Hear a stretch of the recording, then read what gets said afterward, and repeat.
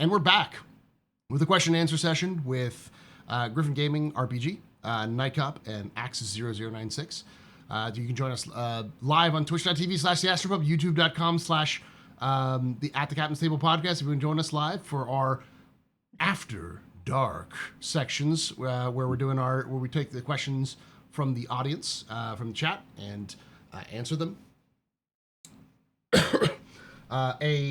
A name I shamelessly stole from Fastcart and Soul Citizens, because Fastcart made the joke, and I didn't know that the After Dark section was already a thing for Soul Citizens, and I still feel bad. I'm just like, I'm continuing the proud tradition of stealing from black people. So, Listen, for my own content. Don't worry about it. It's been around for a while. Dig that's got an After Dark. Yeah. It's spread at this point, so we didn't copyright it, so have at it. It's fine. I firmly believe in a rising tide floats all boats, and that's why I constantly would do this. But I always like to recognize, like, man, I stole a lot of shit. I didn't realize I stole how much shit I did. We all inspire each other. We inspire each other. Yeah, he believes in the rising tide floats all boats, not the stealing from black people. Let's just make that clear on the YouTube stream right now. Oh. Anywho, after that wonderful beginning of demonetization of YouTube, I said not. Yes, I know. Sure. I know. But I mean, like the recording, some guy at YouTube, the YouTube robot's gonna be like, I'm very confused right now. Yep. You started it. Yes, I did. Well, it's like I need to play this because Fastcart has reminded me that this has existed, and it came up from the 24-hour live stream. I'm gonna play it for the rest of the chat so you can hear this. I think this had to do with specifically. This is a clip for Nightcop. Let me see if I can play it. I don't know I can play it through. Through the. Is this the one that I've been begging you to make, a 10,000 pub coin one? Yes. Dude, this is solid. This is some of your chat. Here you go. This is in reference context. We're talking about exploration and probing. The biggest, blackest part of space I can find, just as deep as possible. The biggest, blackest part of space I can find, just as deep as possible. There you go. Oh, but it played through the Twitch, didn't it? We didn't hear it. You didn't hear it. Oh man. I will link it to you though. I have to go back and watch Twitch later just so I can hear that again. I will put it in there here for you so you can hear it. It's literally called Clip for Night Cobb. There you go.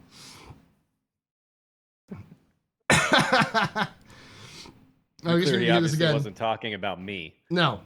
Just to be clear about that clip and what it relates to. It has nothing to do with me other than it was funny and I was there. You were there and Fastcart was there. No, Fastcart wasn't there. He was in chat.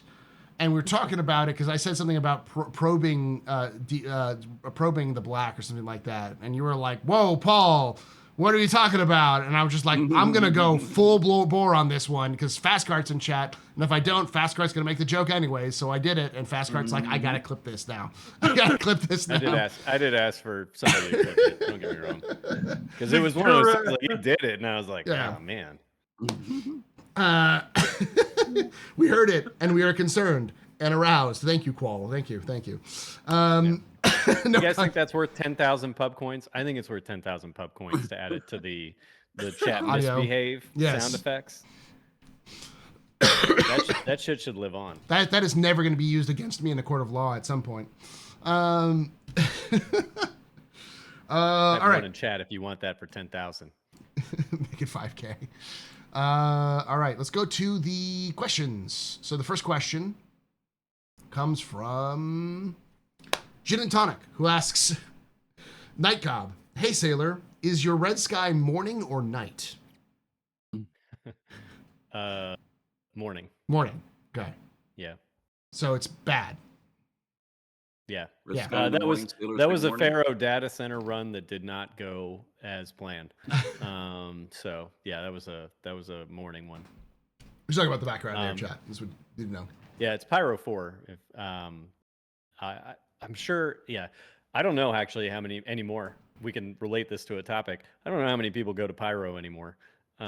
because it feels like a mostly dead system to those pyro rats like me, who were hoping that it was going to be like nonstop combat and Interesting back kill and or be forth. killed. Yeah, interesting back and forth. Faction Yeah, combat. faction warfare and stuff like that. And it started out that way and then died so fast. Mm-hmm. Like in the blink of an eye, that system became a dead system, and it blows my mind that we're where we are now for Pyro at the end of the year.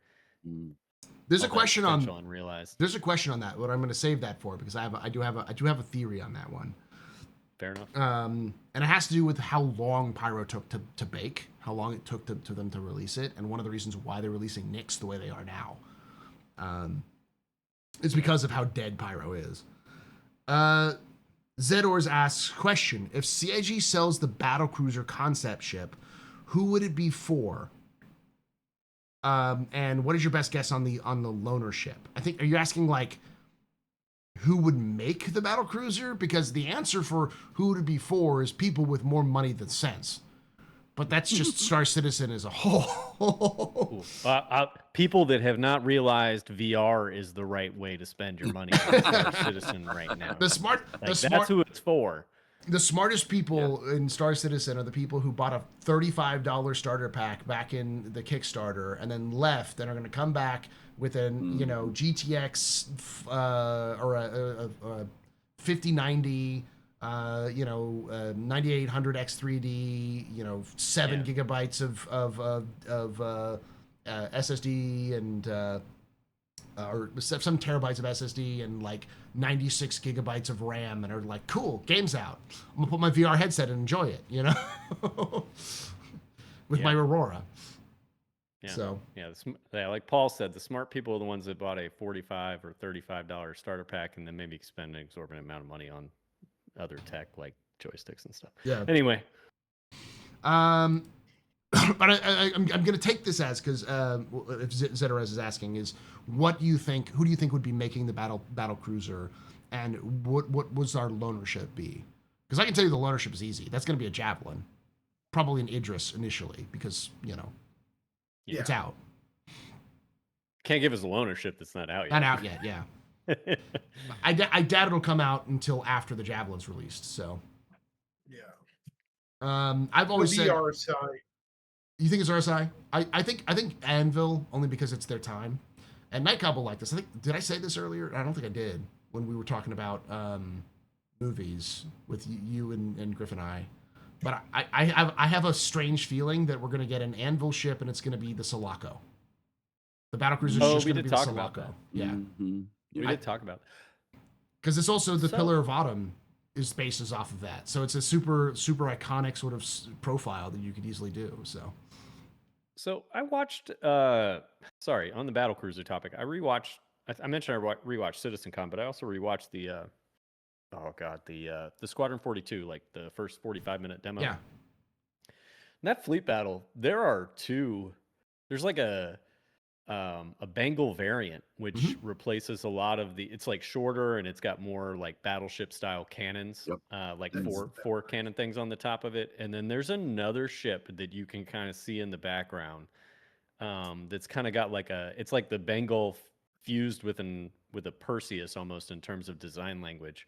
And I look at that and I'm like, one of the two of those feels like the battlecruiser already. I don't know which one it actually is, but I feel like one of the two of those is probably the one. We actually know what they are because they sort of say they show off their registration. There's like I think it's like CV is carrier, BB is battleship, that kind of thing. They have those registration markers in the holo, while he's looking over them, and he actually has the names of all the ships. One of the names is the Integrity. I think it's Integrity. Yeah. The UES Integrity. And the UES Integrity has actually got lore behind it because it was used for a propaganda piece, and it's identified as a cruiser. So we know, and the Integrity is the one that has those battleship style guns on it in the holo. So it's okay. So it's the Bengal looking one. Yes. That's just like shorter with the guns on it. Yeah. Very battleshipy. That's just a regular cruiser, and the one that's kind of like a weird sort of the bottom two engines on it, but it's sort of like a a weird sort of tapered off front looking one. That's an escort carrier. So Okay. that's The Argus. the Argus, yeah, the one where they said the Argus took a hit, even though it was not the Argus, because the Argus would have been the battle cruiser looking one or the cruiser looking one. So I liked your thoughts, because that's my thought when they said, oh yeah, we're gonna sell the concept ship of the battle cruiser. I'm like, we already saw the battle cruiser. It was in Squadron. Why are people confused about this? And it's like, no, that's the cruiser, not the battle cruiser. So maybe. Okay, fair enough. Mr. Navy Man should know the difference. I don't know the difference. Not your fleet. I know. All right, hold on now. First of all, anything above the water starts with target. Right? It's just a fucking target. All right. You want to compete? Submerge your ship. All right. Yeah, other than that, you are just a sitting duck, as far as I'm concerned. You're one Mark 48 ad cap away from just total destruction. So, sucks to suck, nerd. Do you think it'll be an RSI ship though, Nikon, or do you think? God, I hope so. Okay. God, I hope so. I don't know though. I really love Anvil's design language, and I'm with you. You did a show a long time ago.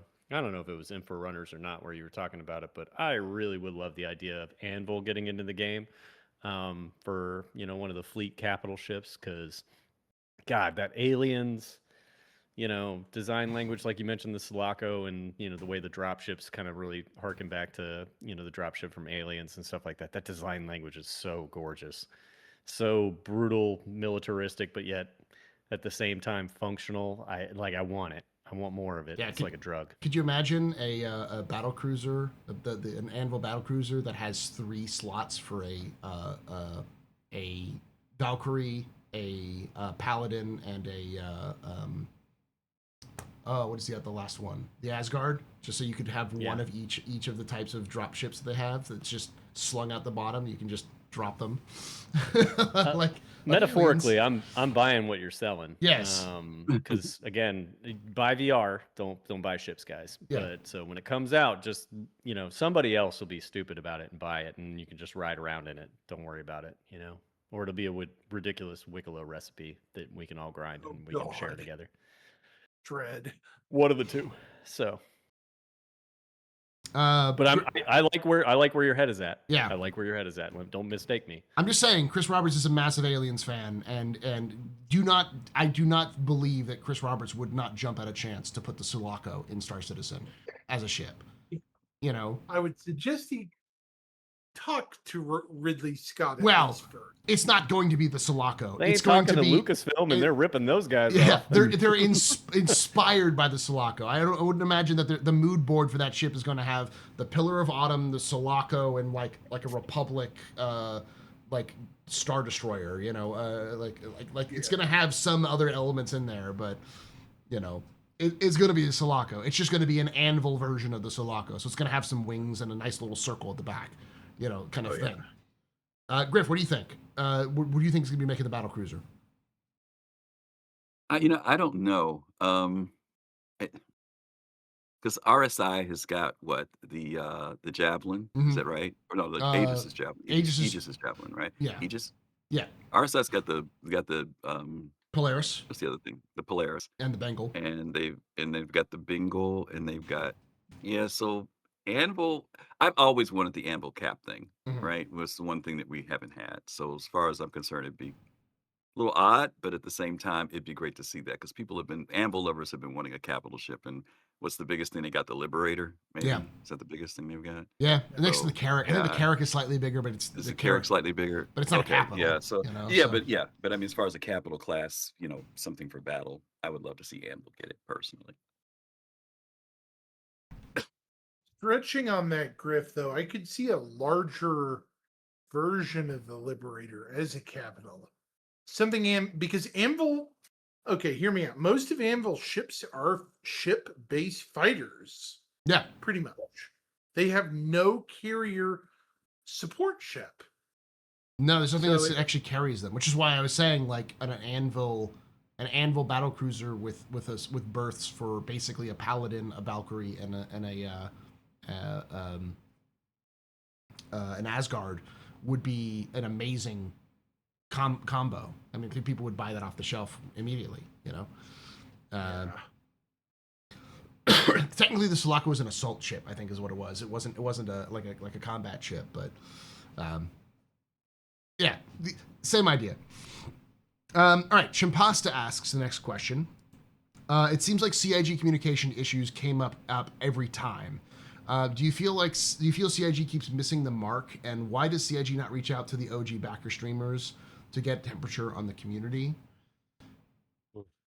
I got opinions. Okay, let's hear them. No, I'll let people go first. I'll save my opinions. Okay, I mean, my thought is CIG is in one way caught between a rock and a hard place. They're in an impossible place because they communicate too much. They'll freak people out because things might be said that aren't going to happen. Then people assume is a promise, and when it doesn't happen, they lose their mind. On the other side, if they shut up too much, then people just make up shit because bad shit, or they get mad because nothing's being said. So they have to find a medium way. I've always said that the biggest problem that CIG has is not necessarily communications, but the network of communications. Right now, if you are listening to me on a podcast as your main source of information, first off, thank you for that trust. Second of all, you shouldn't be. You should be getting your main source of information from CIG, and then analysis of that information from the content creators. But more people get their information from the content creators than directly from CIG. And most people's direct implications or interactions with CIG has been ISC and SCL. And ISC and SCL are just patch trailers these days. They're shipping patch trailers. They're not really information. So people feel like they're not getting information because there's no central hub of all the information.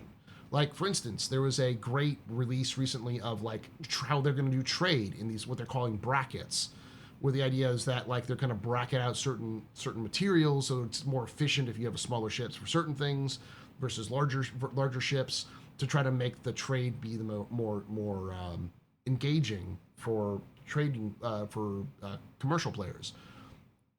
If this is the first time you're hearing about it, that's a mistake because it was only posted on Spectrum and you'd have to follow the dev tracker.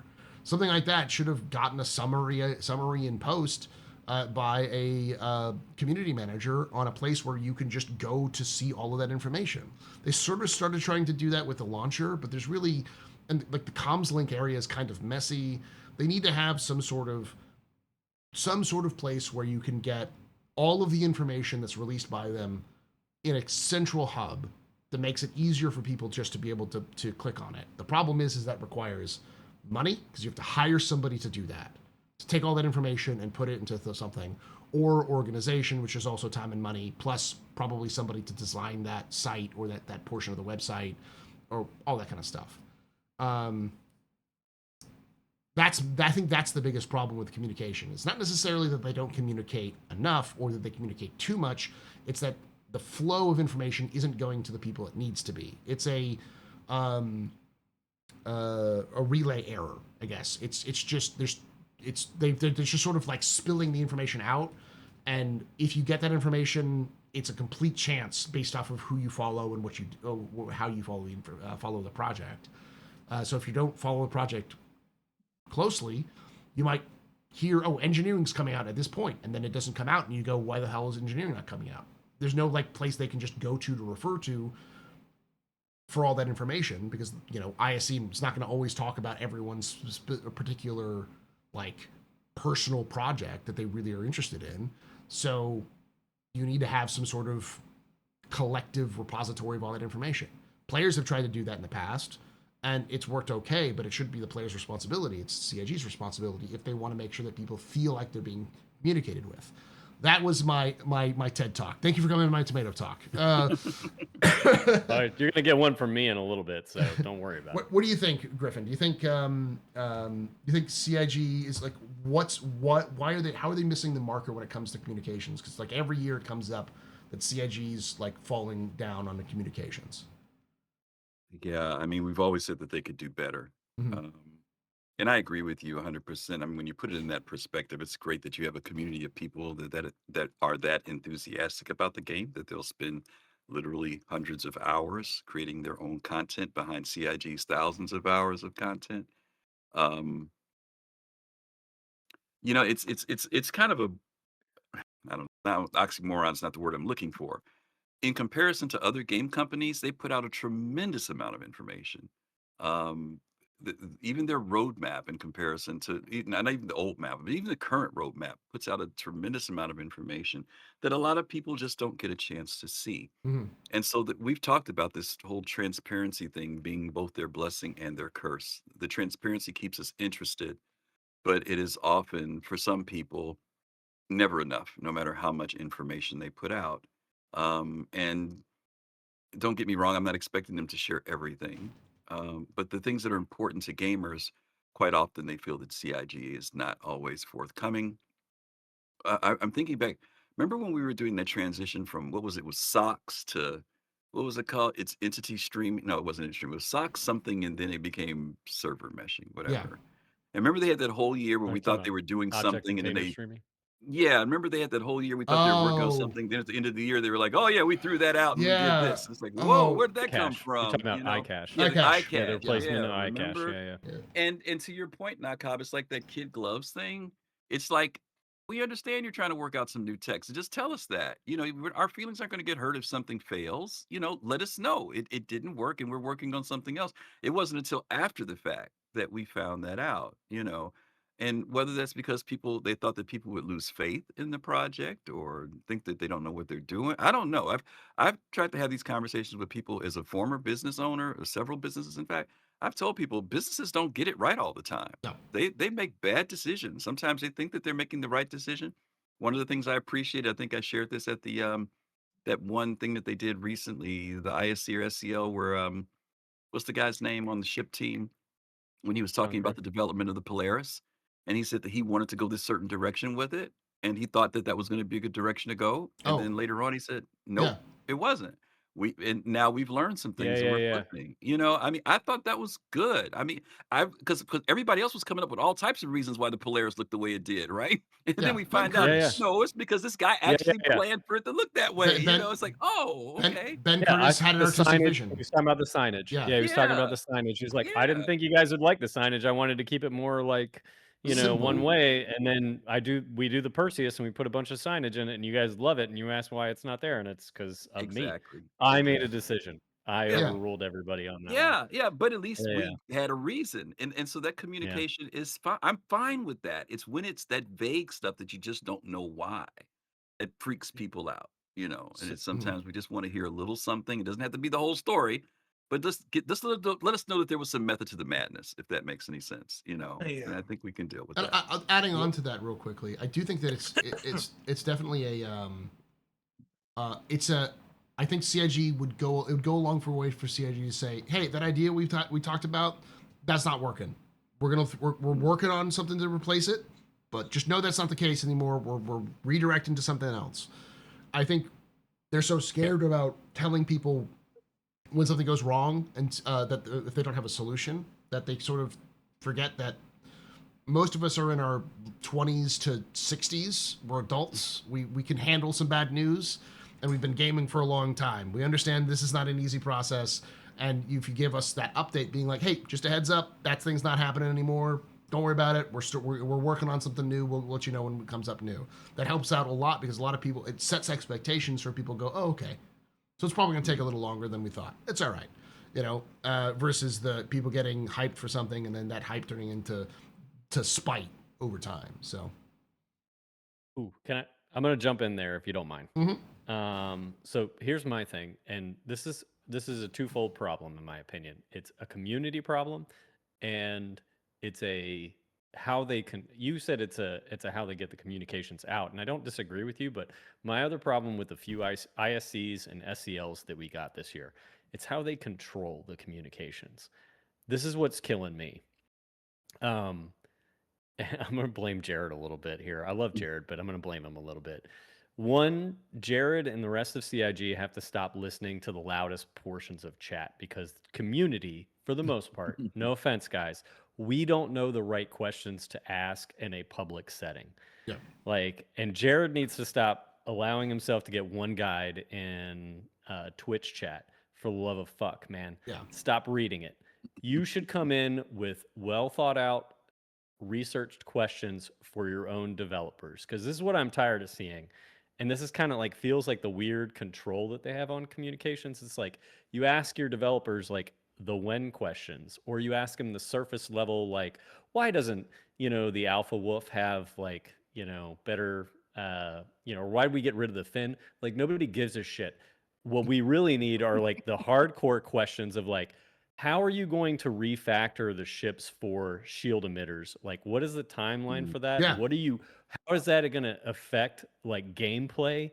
And what is your design statement in terms of ship components for fighters and how that is supposed to be going forward with engineering? Instead, we spend all this bullshit time on community questions that are so meaningless that it's like, what are you guys doing? Like, stop answering the easy bullshit. Start answering the hard questions. When he had the economy team on, I was like, surely we're going to have a moment, or even Rich Tyrer. I Yeah. would have loved a moment with Rich Tyrer. It's like, hey, Rich, what's your mission statement for the economy team? Yeah. What are you telling them that you want them to build in terms of an in-game economy? Like, what is their design brief from you? Like, what is their, like, this is what I want. Go start making that happen. We don't ask questions like that. No. I think the one that gets the most questions like that is Thorsten for some reason. And even still, like sometimes it's like surface level shit. And then he spends all this time, one guy and Jared explaining in chat. And it's driving me insane. Jared, if you ever end up watching this, please, for the love of God, man, just stop looking at Twitch chat. Come in with your own valuable questions and those only. Don't worry about Twitch chat because it's a cesspool of bullshit 90% of the time, especially in that large of numbers. And he knows these people. He knows the buttons to push to get them to talk. He's been around them long enough. He can get them to start monologuing on stuff that they're passionate about. And that's cool things that we don't know about. I guarantee you the economy team wants to talk about details. And if you can get them monologuing, they'll talk. And they'll talk and talk and talk. And they'll give us more information.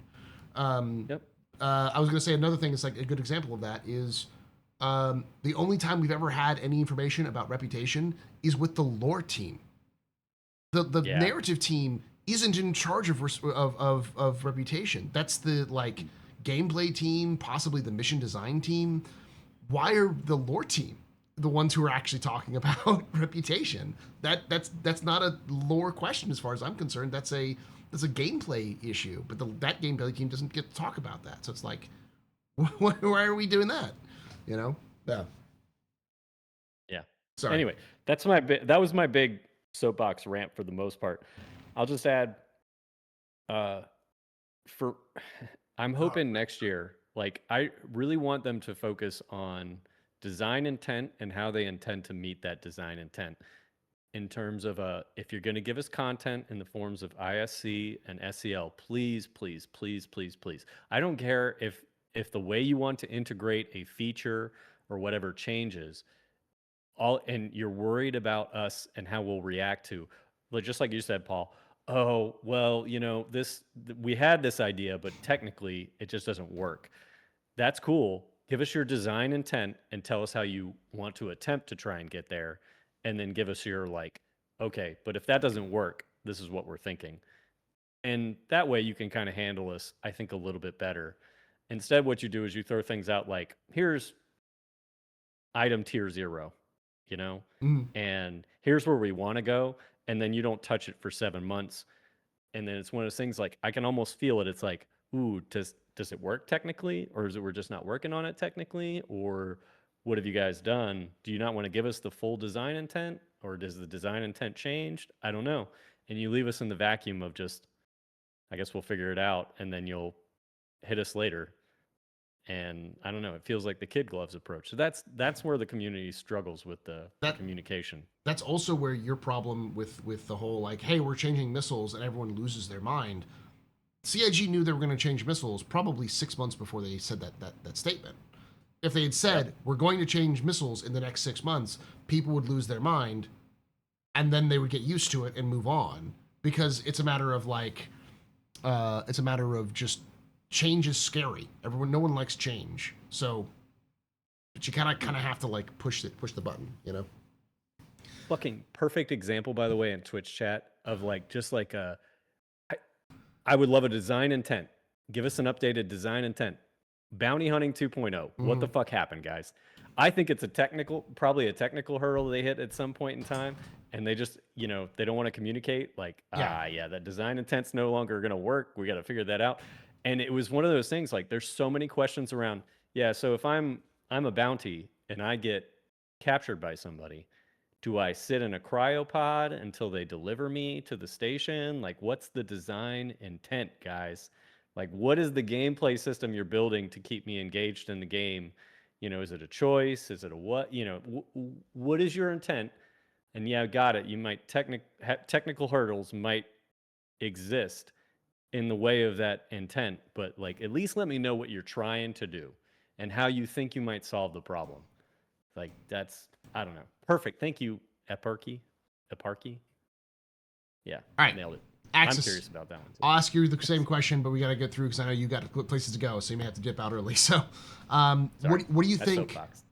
We all soapbox a little bit. Why do you think CIG's communications? It keeps coming up year after year. What's wrong with CIG? Like, why do they keep missing the mark when it comes to communications? I think there's a big miscommunication system from the upper management to the guys that actually build the game as a whole. I think it's been a thing for years. Just maybe I'm imagining it.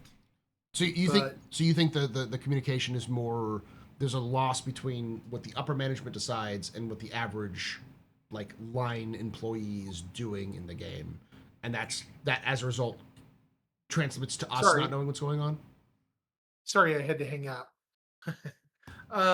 Yeah. Like take for example the marketing team, and then the whoever's making the game, actually, the publishing team, the guys that actually put the product out there, whatever the content is, there's a big disconnect between the marketing guys and the guys that are, making the game engine and everything else. That's been apparent for a while, Paul. Yeah. You and I talked about it maybe a year ago, maybe. Yeah. That stuff. Using the bounty hunting situation, like I remember Chris Roberts in, was it 2023 or 2022? And one of those monthly report or one of those letters for the chairman. There was an ISC. It was a letter for the chairman. Yeah. Yeah. And there was an ISC that showcased the new security drop-off stations. Yeah. And then it just dropped off the radar. He was saying like it was super important around. It was like right before we got cargo missions. He was like, the main focus is cargo missions. Conversation is persistence. Yeah. It was in the same conversation as persistence. 318? Was that around the 318? Was that the year of 318? Was it 2022? Yeah. So everyone in chat, flood Spectrum. Oh, God. What happened to that ISC? Please. This message is not sponsored by the Astropod, but it is sponsored by Axis 0096. Yep. That is my soapbox, because I know Nightcob will thank me for bringing a spotlight to that. I remember once upon a time ago being on a captain's table talking about restraint gameplay because they showcased it in Citizen Con. Yeah, thanks, by the way, Fast Cart, for making that one awkward too. The images they used was a little awkward because they used some spicy images for restraint. Just saying. That was some inappropriate. You're talking about the thumbnail image they had for it. Yeah. Restraint looked like it came from a novelty gift shop rather than a technical manual. Automod catch something. yeah. Definitely after dark content.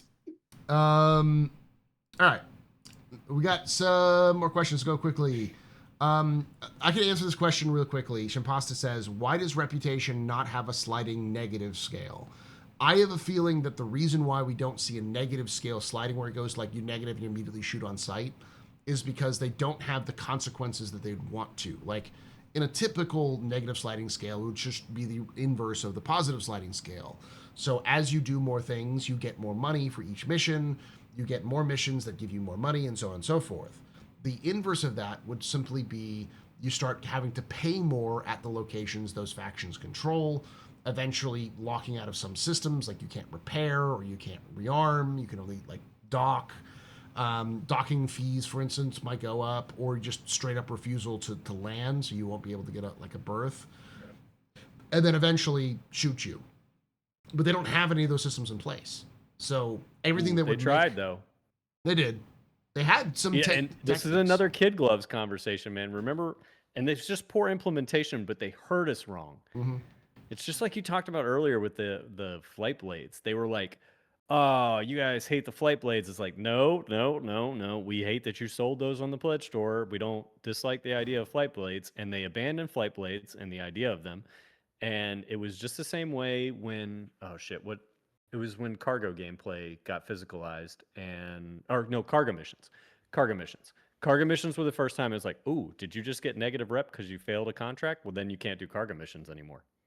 Yeah. And the community cried out in one big great voice like, "You fucked this up.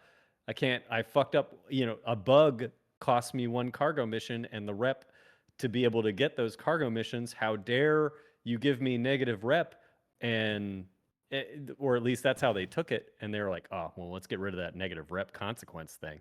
Instead of being like, "No, no, no, redesign that. That's what you need to do. You need to redesign it. One, either A, get rid of the bug, or B, like redesign it as just as you said, Paul, make it so I have to like pay, a different dividend because my rep is negative to try and take the contract. Maybe I got a higher entry fee, or something like that." And Lower it's like, payout, you know. yeah, or a lower payout. Like you erred on the design. That's where the problem was. It wasn't there was a oh just we don't we as a community can't accept consequence, which that's how I feel like they treat us. They're like, Yeah. "Oh, well, I gotta get rid of the consequence of this." But instead it's a no, no, no. We want you to fix the design problem, Yeah.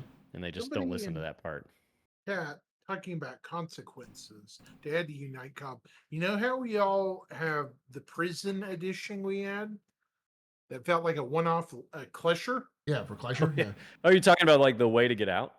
No, no, no. I'm talking about the prison itself.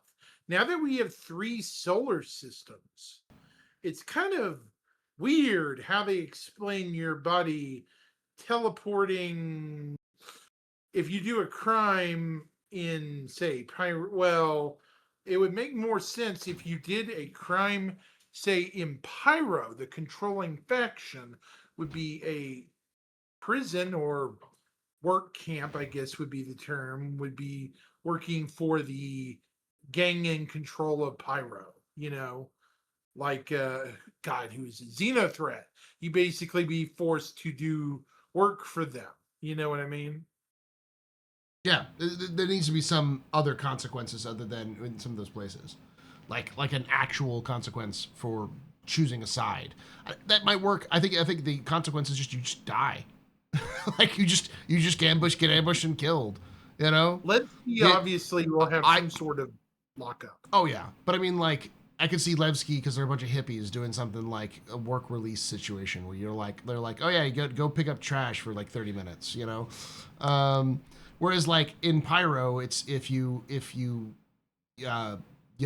off CFP should send bounty hunters after you or hitmen after you. So they just show up and like Fallout style, be like, you mess with the wrong guys, and then you start attacking you, and you're just like, okay, cool, now I have to kill these people, and then they increasingly send harder and harder groups until you're like sent with like an Idris shows up, and it's like you are public enemy number 1 for this group, and you're just gonna die or run, one of the two, kind of thing.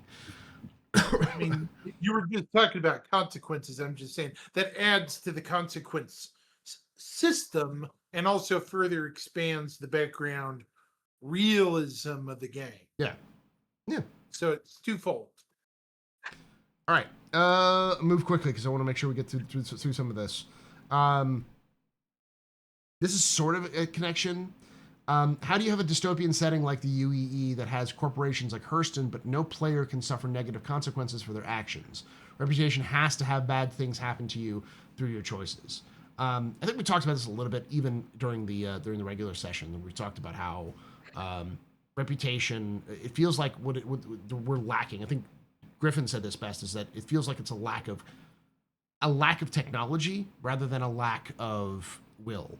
Like a lot of this stuff, like having an, is them doing these sorts of underwhelming actions because they lack the technology or the stuff to actually implement these things, rather than like, do they not have the skill? It's just that they don't have the people or the time or the things they need to get for those actions. You're looking very concerned, Griff. That's what I'm trying to make sure. No. I'm with you, man. I have to believe that they know what the right answer is. They just don't have the bandwidth to implement it. Yeah. Because otherwise, it's just one of those things like, you guys can't be that young in the game development. One, they don't have that many. I know they've got a lot of young developers, but the project leads don't seem that young. They've been around And forever. they No. don't seem that Years inexperienced. of Like, experience, yeah. they have to know what the right answers probably are. It just feels like a bandwidth issue. Yeah. It's one of those like, I don't have the bandwidth to create the system that should be implemented in game. So I'm going to give you, to steal your quote, Paul, a half-assed measure because that's the best I can do at this particular point in time while we're really working on our main project, which is Squadron. Yeah. I have to believe that. I, Otherwise, it's gross incompetence, in my opinion. I think it's also just a technological thing where like they need to do this tech before this tech and this tech before this tech. So it's Yeah, that's fair too. Yeah, but that's fair too. Or maybe it's a technical blocker. This is the best I can give you. I know what the right answer is, but this technical hurdle or my bandwidth is not enough. Yeah. I'll accept either as an excuse. But Which is why I think the year of the half-ass is sort of a solution to that problem, which is just like, we're just going to get as many technical blocks done.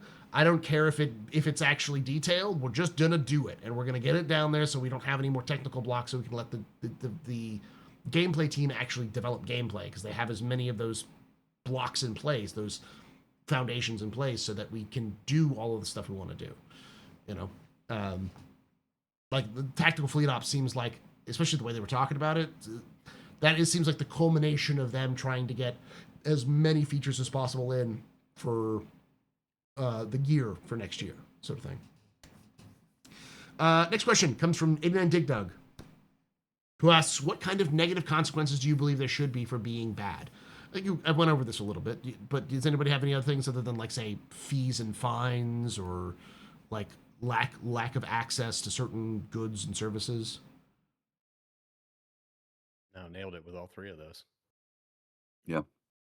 Those are fair. Yeah, lack of missions, or someone said put up a bond. Where now you get this mission, you got to put up a bond. More extreme, because say you do a severe criminal offense in a non-UEE territory, say an alien civilization capital, Okay. and you like murder a diplomat or something and get caught. I think the penalty should be pretty high on your hide if you're caught. Hey, listen, I've been called a madman for saying I want certain actions in the game to require, if you get caught, you just immediately get permadeath. Like, they just take you up, remove your imprint, and then there's like a cutscene of you being like gas chambered, or just like lined up and shot. Like there should be some achievement in the game being like, you were just a monster. Like, you just earned the monster status. Congratulations, you get this fancy screenshot and a new character. One of my friends, Colossal, he was telling me, I never played ArcAge, but he said ArcAge had I'm sure some of you who've played Criminal it system. before. Yeah, the criminal system, and where player you were criminal brought to system. trial. And I thought that was just so cool, being able to have somebody on trial and let the players judge them. And he said that especially the role players loved it, because they'd be talking about, when I get out, I'm going to kill you and your family, all this stuff. Yeah. Saying, but the players controlled that world to that degree, which I thought was a very unique way of having interaction with players. Those who were offended, the person who got hurt, who brought the charges against the person, shows up. There's a holographic court. They do this thing. They could do something like that. I think it would be very cool. Although I agree with you, I think that that definitely lends some cool factor. Therapy, video games are not necessarily the place to seek out your therapy, guys. Yeah. Just wanted to share. That's a public service announcement from NICOB right there. Like, there are trained professionals out there. You got to work out some demons.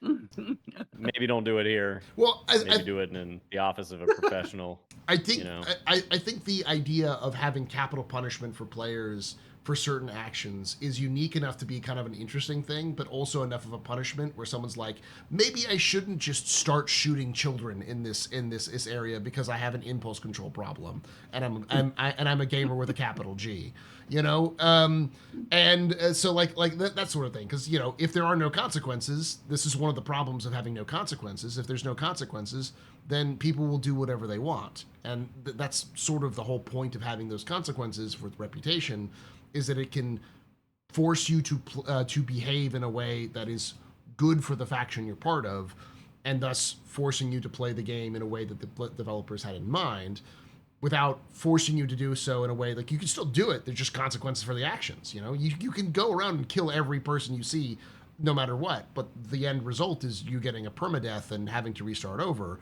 That would be like a great little, now I know this isn't a game I can do that in. Maybe I should do something a little different, And some people will do it as a badge of honor and see how long they can survive. True. But, True. But then they'll be cut off of civilization. They have to live on their own. Like, it's a gameplay feature rather than a. There will be legit some people that play that route, and then there will be people who are like the A2 bombers over the Daymar Rally, who will realize it's not so fun every time there's an ambush waiting for your big fat target to come through their no-fly zone.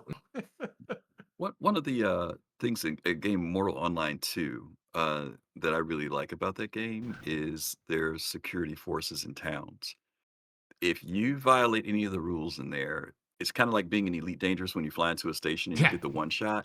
You're not going to get out of town. You're not going to make it out. I Trespassing, liked when death. Yeah, I loved it when the security guards worked at the landing zones, and I would love to see. I actually want them to drop the armistice thing, so that if you start some mess in certain places, there's a possibility that security will come after you. Versus just this you can't do it thing. If you can carry weapons, I know later they want to be able to have customs and all this other stuff, but I think that it should be somewhat player driven a bit more, along with the PvE side of it, where the guards are there. If you can do it and the guards don't see you, you get away with it, right? Yeah. But if the guards spot you, then you're gonna have a real hard time. Probably not gonna make it out. I remember when Port Olisar at one point they had it where the station guns were really working well. If you came in there with a crime stat, you usually didn't make it away. By the time you were trying to spool up your quantum drive, those guns or the advocacy would come in and take you out. And that's kind of come and gone. But I would love to see more stuff that works within gameplay that gives people a chance, but at the same time, it's more 50-50 than just kind of eliminating it on either side of gameplay isn't there yet. Yeah, no, I agree. There has to be nuance, and I think that's the big thing about the negative reputation that I think rubbed me the wrong way,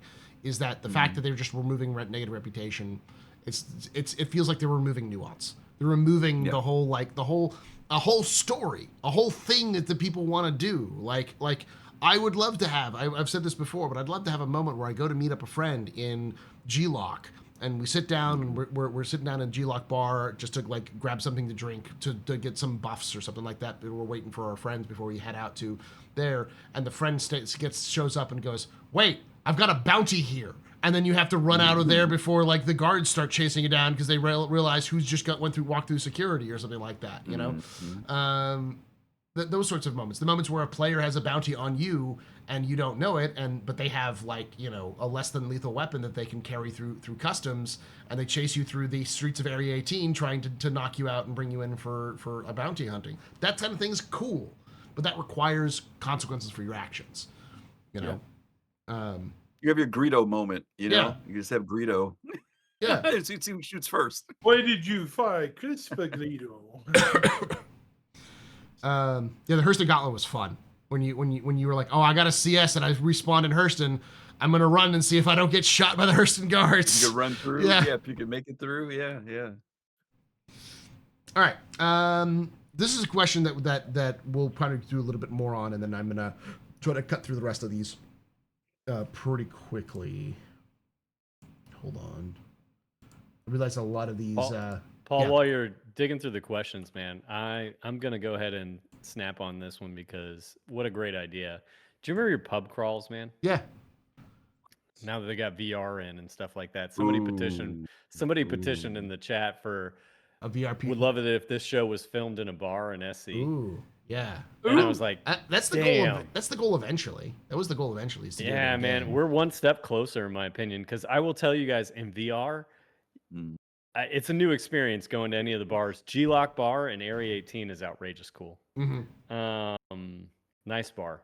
And it's just a whole different thing when you sit down. And if they could get the face capture thing in addition to VR, kind of like a VR chat thing. I hate to say I hate to bring that into that. Yeah. It's going to bring a whole new level of fucking shit into this game. But yeah, that would be pretty sick actually if you could just capture that somehow with a camera and fucking post that in here. I'm down. When that becomes available, Paul, let's do it. Let's do it. All right. So Iris has this question, which brought up, and I think this is a good thing. I'm going to go on a little bit of a soapbox for this one. Iris said, "So does it feel like? So does it feel to have Levski released before it was ready, just so Chris Roberts could say they released 2 whole systems at the end of his year, end of the year propaganda letter? Like basically, do you think he just did it so he could say that they released two whole systems? I say, I don't think that's the case. Personally, I think what happened was they learned from Pyro. And the problem with Pyro is that they were so focused on releasing Pyro as a single unit because Stanton was so broken up into each individual planet. They wanted to prove that they could do a full system, that they built Pyro and then the game changed. So Pyro was never adapted to the way the game was changing. Like, I guarantee you they built the Pyro planets and everything else like that, and then they came up with Genesis. But they were already too far along with Pyro that they had to release Pyro so that they could get it out, and then, because otherwise they would just wait forever, and then they'd do Genesis later. You get what I'm saying? Like, I feel like what they did was they tried it as an experiment to do as much as they could in Pyro when it was released, and then they learned, fuck, like this just doesn't work. The way that we develop the game, we need to have the flexibility to be able to change things on the fly as we go. And so releasing Nyx was like, we have everything we need for Nyx. The rest of the stuff is coming in later. Let's get it in now, and then so we can get more content in, and then we can do the release the other things in pieces as we develop the technology that we're working on. It may be also a CIG thing where like they're like, well, this is it, we're done. After this, we're done, and then they'll come up with Genesis 2 or whatever, over time. This kind of thing happens. So, can I encapsulate what you're saying and what you resonated with me there? And unfortunately, now it touches on a fear of mine. Is that they're designing at a pace that almost outpaces their content and some of their gameplay features in terms of immersion and tech. So they're so focused on the tech, or they figure out the tech as they're doing it in situ. Like they're designing Pyro and they're like, God, wouldn't it be easier if we had this tech that made planets better? And then that tech comes along halfway through the process and they're like, oh shit. We're so far along though on it. Do we want to throw away that effort, or are we going to keep going with this path while you continue now that you've got like a handle on how you want to do the next level of this stuff? And then they shift gears, but at the same time they build a tech debt because it's like, well, we already committed and we can't just keep delaying Pyro. Yeah. Oh God, what a vicious cycle they are in if that is the truth. I think that's one of the reasons why 1.0 is so important, because 1.0 gave them a landing pad. They gave them a destination. So they no longer have to worry about Genesis 2 coming out, in theory, because if Genesis 2 comes out, it'll come out after 1.0. So they can focus on just getting everything to Genesis and then focusing on that after the fact. That's, I think, the theory behind why 1.0 is such a big deal. Because that's one of the things I've talked a lot about with when I've talked to people at CIG. They've all said the same thing, is that it feels like they have a goal. And I think that's the rat race. They were worried that they were doing the circle where they do these things and the new thing comes up, and now everything they just did has to be thrown out, and they have to redo those things. And they were just doing that over and over and over again, year after year after year. And it was in small things. It wasn't like it was planetary landing at first, but then it's like how they're doing dynamic meshing versus regular meshing, and all those other things. As they were changing and evolving, was changing and evolving the old stuff, which made the old stuff would just break, and they couldn't replace it. They'd have to rebuild it from scratch. And I think their hope is that now that they're on that, this is the goal. We get a release date here. This is what we're going to release this at. Then these are the technologies we need, and we're done. I fear you were so right in so many ways, and I'll relate it to even just like ships, like the Mark I Hornet. Let's talk about just real quick. Like I think honestly, in some ways, guys, this is gonna break a few hearts potentially in chat. I think they're hoping that we forget about some of the older ships because they realize just how much tech that they're in for some of the older ships that they're just like, I'm not even sure we can fix those ships in the current systems that we now use to make ships. Like, or it's too much effort that it's actually easier just to make a new ship. I don't know. That's my thought process with some of the older ships, but it's the same way with like planets and stuff like that. And I fear. I don't know, Paul. What are your thoughts about Genesis and the older planets of Stanton? Do you think it's even feasible to go back and fix them, redesign them, or do you think CIG for a long period of time, at a bare minimum, is going to just leave them as they are and accept that it's just easier and faster to develop new planets with the new Genesis tech, and subsequent, they are not going to touch the old planets for too long, or it's going to be one of those things like we're just going to have to completely redesign them? There's two things. One is it's not just the Genesis tech; it's also the other Genesis tech, the other part of Genesis tech, which is the new Talking about the planetary, the stuff, the outpost system, like the radio outpost system. They have a thing they call it. I can't remember what it is. Yeah, but they mentioned it a couple times. It's the settlement system that they're building. Yeah. And that settlement system is why we are getting Genesis for Pyro or for Nyx 1 and not anything else. It's because they don't have to have that system in for Nyx 1 because Nyx 1's brand new. Like they can like widget like hey, it's new, brand new terraformed, and so they can just like spin it into, we don't have this system yet. And I think the answer is that they will get to the older stuff, but they're not going to get to the older stuff until they've already done, because by that point it'll be all of Nyx will be Genesis, all of Castor will be Genesis, all of Terra will be Genesis. So they'll have to go back and do Pyro and Stanton, and I think Pyro is easier to do first than Stanton because there's not as much. There's no landing zones. Yeah, they could just upend entire systems, entire planets and moons, and then replace them with new Genesis stuff with just new tech, and then just call it the old names because they've done that in the past. But with Stanton, each planet has a landing zone, so like they can't just flip a switch and change the planets because it will break all the landing zones. So you either have to redesign all the landing zones from scratch, or they have to figure out a way to do the tech and then build the landing zones into the tech after it's been implemented, which is probably more time and effort. I still think they'll do it, but they'll do it at 1.0 rather than not before. It's one of those like the cleanup tasks they'll do towards the end of the development cycle. How do you know it'll break the landing zones? Because it's procedurally generated. The planet tech is, and every time they've had the new updates, they've broken the old point of interests. All of the old point of interests were broken every time they did a new update to the planet tech in Stanton, and it took them a couple of patches to actually fix a lot of those problems. I remember the yawning maws of some of those bunkers. You'd show up and it would just be like an error screen, basically, of just a black pit where you'd fly through and go into the like crust of the planet. It has to be done, folks. So I'm fine. To be clear, I'm fine with it. If they literally call it a retcon and fucking just wipe out, the current content of Pyro and Stanton, other than the landing zone, and just redesign the whole fucking planet, so fucking be it. Yeah. Do we really give a shit about any of the specific POIs outside of the landing zones on any of the Stanton planets right now? Do we really? I don't think anyone has a personal connection. Go ahead, Griff.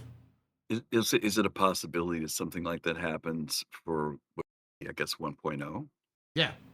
That's what I was thinking. I don't know. I don't think it'll happen 1.0. I think that's a 2.0 game. I think 1.0 you're going to get whatever we've already got in Stanton, whatever we've already got in Pyro, and then Nyx and Castra and Terra will be the fucking shiny new hotness, and Pyro will be just as dead as it is now, if not more so, and Stanton will be like a throwback system. Yeah. That's a little. I'm sorry. That's a little dour, but That's, I mean, I disagree, but that's but I do. Nightcup's call. But I do think that that's possible. I do think that's possible. But Paul, I'll bet you a DCS module on it. Sure.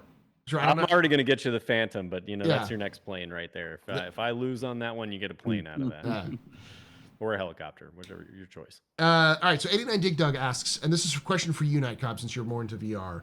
Would you want a haptic suit for Star Citizen?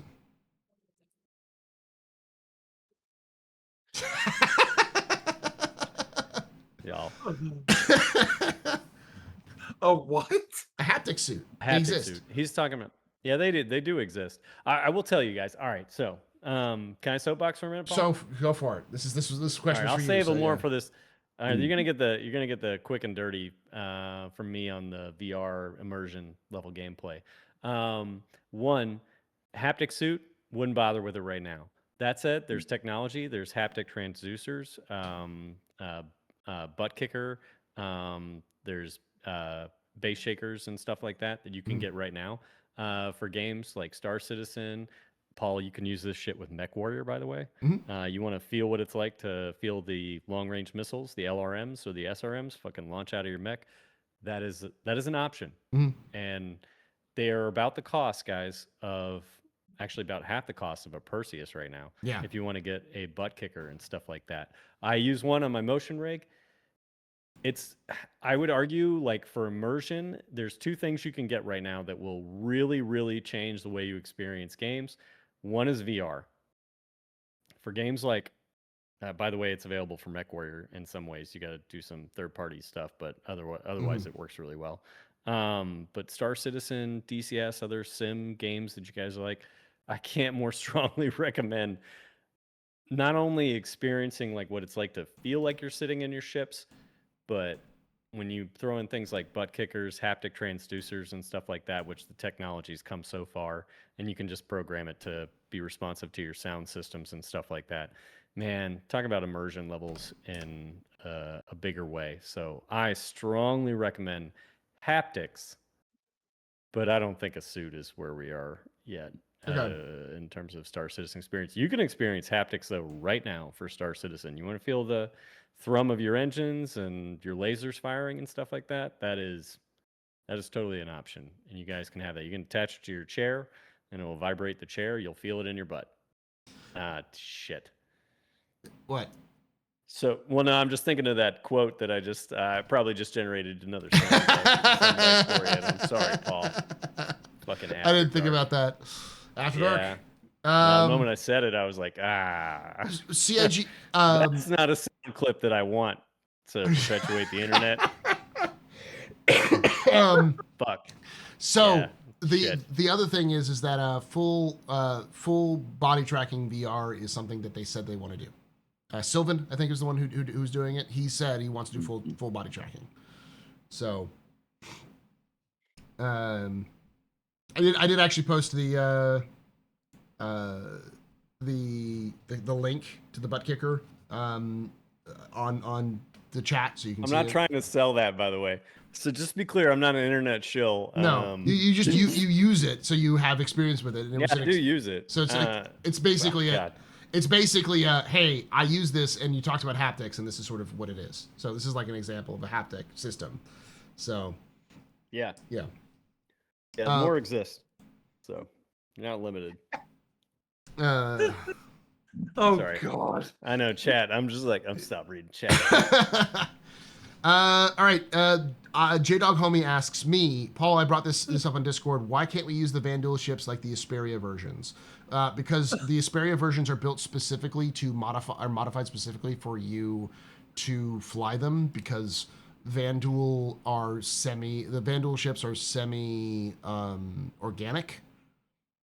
and the way that they sit in their seats is different, like because they like the motorcycle style, but their HUDs are completely different, their control schemes are completely different. It's not built for humans. It would be like a dog trying to drive a car. You just don't have the tools to do so. That doesn't mean that they can't build a car that a dog could drive, but that's what an Asperia fighter, version of Vandal fighter is. So, Escape asks, why do you think they seem so apprehensive in buffing multi-crew versus fighters? Oh, I don't man, know. you guys saving the solid questions for the end of the year. Yeah. Hell yeah.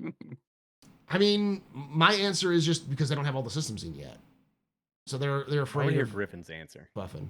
Yeah, because Griffin and Dax has been quiet, so I know, Griffin. I'm Griffin, I listening. want to I'm hear just your thoughts on listening. this one, man. No, I'm okay. You guys are doing fine. What No, no, is no. We're so? just Griffin, color Repeat the commentating. question about Okay, multi-crew now I'm versus falling into it. fighters. Read the question again. why do you think they seem so apprehensive in buffing multi-crew versus fighters? Yeah, systems aren't there. There's, I had this conversation a few weeks ago about how multi-crew ships, like my main gameplay, if I want to just do what I want to do, would be exploration. My main money making is industrial. Mhm. So I have a lot of great industrial stuff that would fund exploration, but not one exploration ship in this game does exploration. None of the multi-crew ships do. They're great cargo haulers and a whole bunch of other stuff. None of them have any of the systems in to allow us to even think about doing any type of buffing or anything. The only things that really where it matters are in the areas of single combat ships. So, I mean, even if you're talking about the Idris and stuff, I mean, you're still not using half the systems that are supposed to be built into those ships. So to me, until the systems are in, it's a moot point. ooh, can I double down then? Sure. Sure. Griffin and Axis. This applies to both of you. So here's the problem that I have with this question: is it feels related only specifically to combat. Mhm. Let's talk about the industrial side for a second. Yeah. I don't have as much experience with this, but I have done some, like group mole mining. Hmm. In my opinion, the problem is this question is also related to industrial in the sense that why haven't they designed it yet? Because I don't think it's a systems thing. I think it's an economy thing.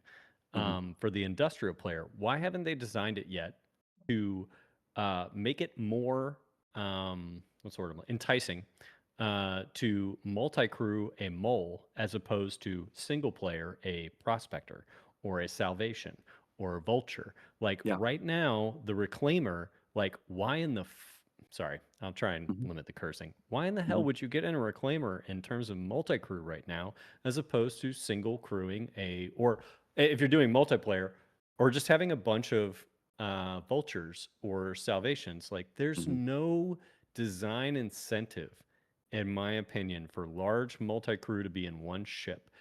From a combat perspective, from a industrial perspective, they're just not doing that at all across any board, let I agree. alone. I agree with you. I think that like let's use the ship you use the mole, right? Or let's use like the reclaimer. Technically, mining is supposed to be a multi-operator type situation. You got all these screens and panels and areas you're supposed to be able to work in. None of them work. They're just a laser and somebody flying, and that's it. When you step into the Yeah. mole between the cockpit area, there's a whole what looks like a whole refining area or some type of sorting area. There's nothing there for a player to do in that space. Reclaimer's the same way, right? You just go back in the back and pull boxes and throw them to the side. Yeah, you got laser operators, but that's it. But the droning isn't there. There's no sorting aspects there. There's no refinement aspects there. So then when I talk about the things aren't built in, those are the things I'm talking about that aren't anywhere in the game. So to me, a prospector, yeah, it's easier to do. Single player, basics don't have to have all that stuff. Those Can I other make it? areas, Do you think Wait, they could Arlie. solve some of that though from an economy standpoint, where it's like, hey, listen, I guess the words I would use would be like, or the examples I would use would be like, this goes back again to the kid glove statement. It's like, Mm. if there was more encouragement, if there were rocks, if there were minables that were unattainable Mhm. from a single player ship, like if I could not Yeah, get Quantanium I rocks, get you. Yeah, yeah. because Quantanium only existed in large enough rocks that the only way to Is get to use the other stuff. Quantanium It's is to multi. use. Yeah. They had that came up before, and they had babies. Folks had kittens over that Yeah. back in the day that they Oh could not man. break. That's when that whole thing came out with what's the thing called that we attached to the rocks and everything? Oh, there was a huge within the mining community arguments for and against that because people were like, "Well, I can't break that rock. It's over 8,000," and people were like, "Well, yeah, you just put this attachment on it and you can do it, but it just takes you a little bit longer." And other people were like, "Well, what's the point of having the multi-crew ships with 3 lasers that could do that it's been your point is I'll well make made. a comment on that now that we Mhm. have something that requires quality. We have seen quality things on the ground again, from organic sources. Mhm. Mineral veins haven't been determined as fine quality, high quality, excellent quality, descriptors like that. Mhm. Mhm. We have not seen ore nodes, asteroids, deposits like that anywhere in game yet. I think before we even talk, I take it back what I said about crafting. Before we even talk about crafting, they have to do, yeah, what Jen just said, but it needs to arrive before crafting, Quality. probably with the inventory system. Yeah. I want to see something happen to the quality materials. Like, say, you find a Quantanium rock and it says poor quality. Yeah. It still has a lot of quant, but it's poor quality Quantanium. You might not get as much, even if you refine it, or you have a high grade. It makes it more of a quest to find the good stuff. And do we even have that with Valacar teeth yet? I'm Yes, we just do. curious. We have it with the pearls Yeah, for that's sure. You know. yeah, that's my thing though. Is like they have the option here to answer. Was it QPan? Is Yeah. QPan the one for the question? Mm. So I don't want to derail. Like, don't get me wrong. I don't want to disagree that like systems that they want to come in should. I'm going to put that in quotes. Should fix this problem. If you start talking about quality, if you start talking about refining as a system and stuff like that, like we hope that that's what they're going to do with those systems. But this kind of leans back into the like, guys, I hope you understand design Yeah. and the way because you have an option right now Mm. to create gameplay systems using what you've already got in there right now. Like if you just made certain materials, which you've already done, like more rare, but you make those materials require multiplayer gameplay instead of just 3 prospectors shooting at it with the same laser, which they try to do for a short period of time. But it's again, it's like you said, Griffin, they like all of a sudden they locked content behind multiplayer or the idea that you would have to use the same people in the same ship. Like when you lock content, the community cries out. Now I think, by the way, Griffin, your point was that was probably related to Quantanium, and at that point in time, that was the only valuable mineral. Mhm. And I think they're doing better right now. Yeah, yeah, and no, I agree with you. Which I think your point on economy is definitely the hit. I think the problem is that CIG put out this moniker of the universe. You could do whatever you want to do. Right? That means I can fly my javelin by myself. It means I can do molding by myself. I mean, there's a psychology behind the players of that. I bought this and I should be able to do what these other things do. This is Oh, you're outside the economy, you're right? so right. Here's the And thing. But so isn't that the problem? I don't so disagree that they should be able to do those things. However, no. there should still Me and be a Pop was saying this. If there's a certain rock you get to, don't even think about it with a prospector should be a Yeah. situation. Yeah. Don't even think No, about it, right? exactly. But there are people who feel I, I still should be able to.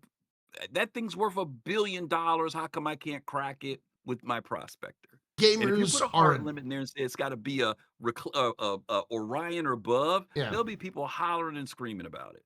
of course. But To me, I feel like you're gonna have that no matter what. That's the problem. true. I think that Nightcop is hitting on, and I think generally is that there are enough changes that need to happen to the game where you just got to rip that Band-Aid off. Like you're gonna have to make a Yeah, game, and if you want to and make make it, it. That's it. you got to rip it Yeah. off, and people can get mad. People get mad at hover mode. People got mad at master modes. People getting mad at everything that you do in terms of change because change happens. You just have to make the game you want to make. And if some people Yeah. like it, some people won't like it. Some people will. Some And people some people will. Some Right. people through the halfway through. That's the risk of making Yep. making art. Some people just won't like art. Whatever you do, Mhm. yeah, it's just I'm kind of I would curious how I would they're gonna respect take CIG it off. more if they just ripped it off and did it. That's my point. It's like if I'd be like, let's I do agree. this, let's do this. Even if I I didn't agree. like this change, I'd be like, Just lock it down and do it. Yep. Yeah. Go ahead, Axis. Sorry. I'm hoping the changes, some of them pop up during Rockbreaker. We might learn a little bit. Mhm. I'm hoping. Because they seem to insinuate this is your rock, you need an asteroid you have to crack with something even bigger than a mole, almost Orion size, that you don't have even an Orion. If you watch the CitizenCon video, that rock is even bigger than an Orion. It's just monstrous. Mm-hmm. It's huge. The mole is like a speck next to it. It's incredibly big asteroid. All right. And I'm just curious about how quality is going to affect minerals and materials going forward. I think your point is very valid though. That I think quality will also be a thing where like certain quality rocks you can't break unless you have a multi-crew ship or better stuff. I think that makes it so that people don't feel like they can't mine the materials. It's just you want to participate in the player economy. Now you have to go find other players and work with them, that kind of thing. So, Yeah, Um, good point. all right. Gin Tonic asks, how bad is an idea is the secondary health bar after the ship has been disabled? I hate it. I dislike it. I dislike having just multiple health pools instead of just doing, you know, the health of your components. But I have a feeling, probably wrong, that it's a fix because of AI.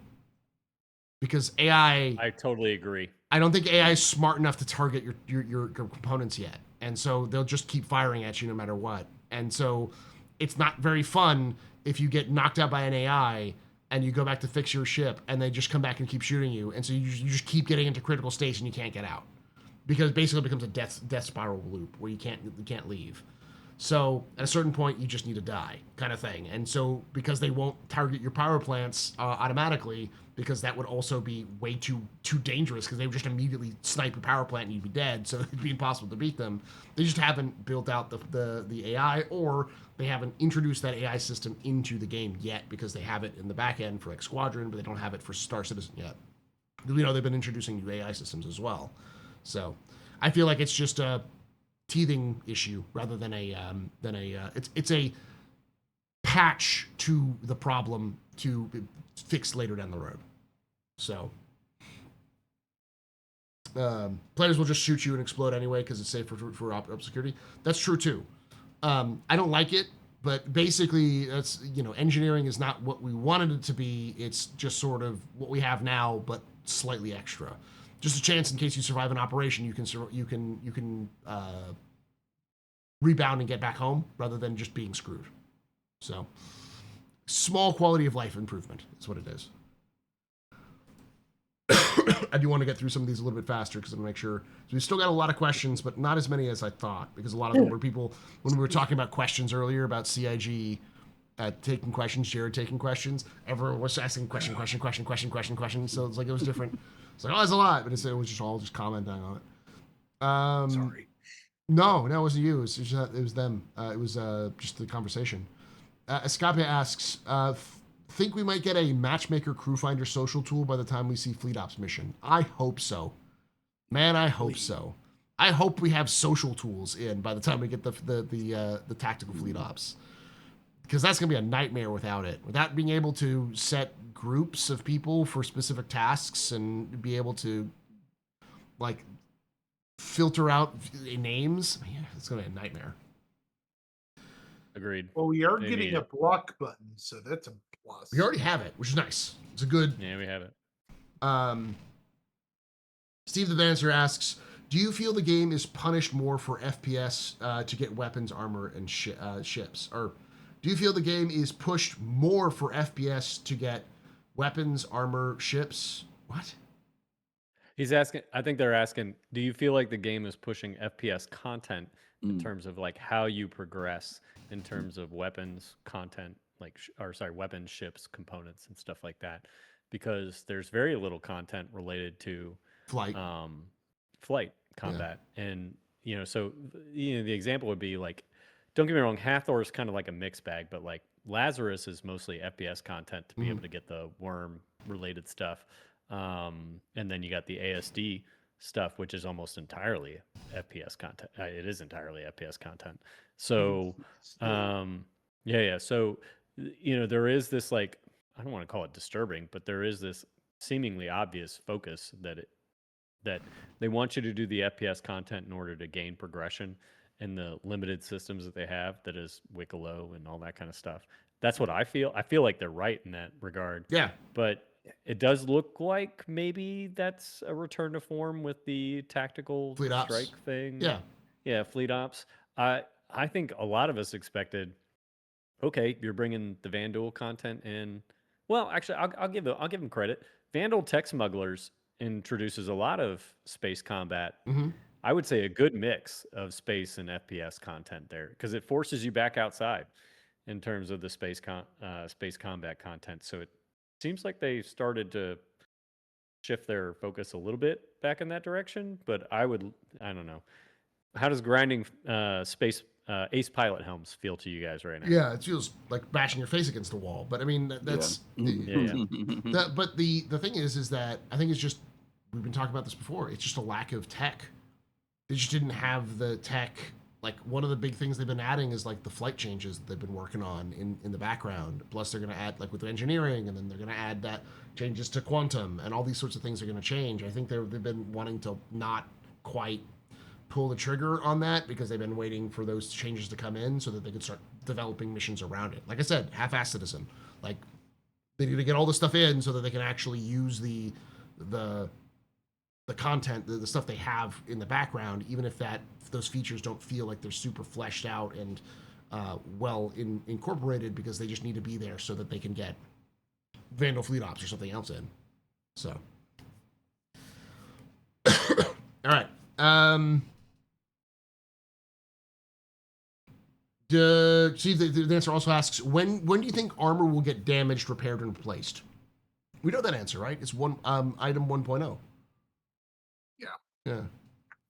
I don't know how they'll repair armor. I guess it would be crafting.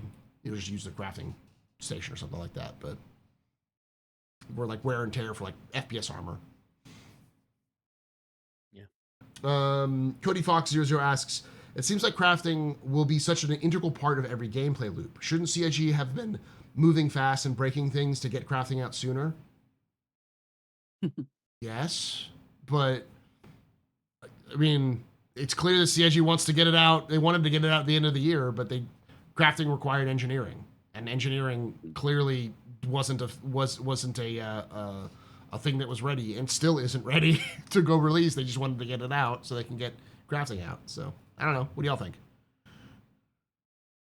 I think I've got a lot of concerns about crafting, that it's coming too late and they're half-assing it, like you said, Paul, but not in terms of like design implementation, but I'm worried about design intent. I think they need to adopt Eve's model. I think if they want this game to explode, they got to go full player economy. And I fear that they don't even look at that as the ultimate objective. Regardless of what their initial, like, hey, we just want to do FPS weapons and armor, I feel like if they don't adopt full player economy as the ultimate goal, this might not go the way that they want it to go. I think they're going to go that way. Topic, probably. No. I think you're right, and I think they will go that way. I think that one of the, like, just a weird example was when I got rid of my Pioneer this year, right? And the reason why I got rid of it was when we first saw the first presentations on it, it was really focused around base building, and that was pretty much it. But after watching it expand beyond that to they're doing ships and other areas of crafting, blueprints, and even space stations, I think, to your point, I think that's kind of showing the direction that they do want to go. So I hope that everything at some point, like when we played Star Wars Galaxies, that everything is player driven.